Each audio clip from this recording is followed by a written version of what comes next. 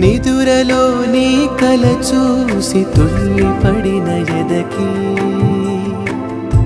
ఏ క్షణం ఎదురవుతావో జోల పాటవై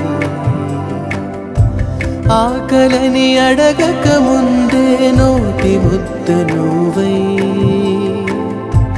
ఏ కథలు వినిపిస్తావో జాబిలమ్మై